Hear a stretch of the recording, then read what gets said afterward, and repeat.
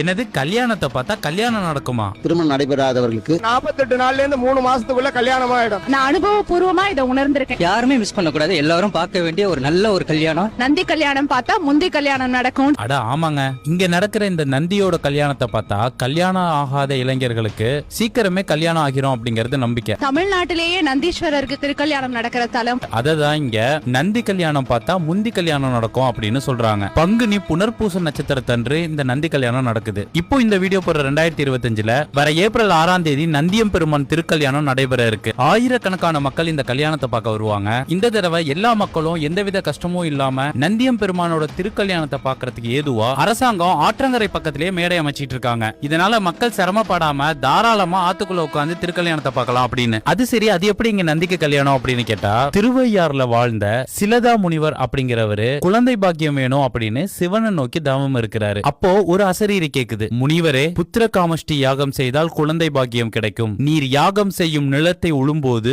பூமியிலிருந்து ஒரு பெட்டி கிடைக்கும். அதனுள் இருக்கும் குழந்தையை எடுத்து வளர்த்து வாருங்கள். ஆனால் அந்த குழந்தை 16 ஆண்டுகள் தான் உயிர் வாழும் அப்படின்னு அந்த அசரீரி சொல்லுது. அந்த முனிவரும் அந்த பெட்டியில கிடைச்ச குழந்தையை எடுத்து வளர்க்கிறாரு. அதுக்கு ஜபேசர் அப்படின்னு பேர் வைக்கிறாரு. குழந்தைக்கு 14 வயசானதும் இன்னும் 2 வருஷம் தானே இந்த குழந்தை நம்மோட இருக்க போகுது அப்படின்னு நினைச்சு முனிவர் ரொம்ப வருத்தப்படுறாரு. இதை தெரிஞ்சுக்கிட்ட ஜபேசர் திருவையாற்றில் உள்ள அயனாரி தீர்த்த குளத்துல ஒத்த கால நின்னு கடும் தவம் புரியுறாரு. தண்ணியில நின்னு தவம் செஞ்ச இவர அந்த நீர்ல வாழ்ற உயிரினங்கள் கொஞ்சம் கொஞ்சமா சாப்பிட ஆரம்பிக்குது. ஆனா இவரோ தவத்தை விடல. இவரோட தவத்தால மகிழ்ந்த சிவன் ஜபேசரை குணப்படுத்தி பூர்ண ஆயுளையும் கொடுத்தாரு. அதுக்கப்புறம் இந்த ஜபேசருக்கும் சுயசாம்பிகை அப்படிங்கிற பெண்மணிக்கும் திருமலபாடியில திருமணம் நடக்குது. திருமணத்துக்கு அப்புறம் ஜபேசர் சிவனை நோக்கி கடும் தவம் இருந்து சிவகணங்களின் தலைமை பதவியையும் கைலாயத்தோட முதல் வாயில் காவல் உரிமையையும் நந்தி தேவர் அப்படிங்கிற பெயரையும் பெறாரு. அதனாலதான் இந்த நந்தி திருமணத்தின் போது இந்த ஆற்றங்கரைக்குள்ள திருவையாற்றிலிருந்து வர மாப்பிள்ளை அழைப்பு, பெண் அழைப்பெல்லாம் நடைபெறும். இது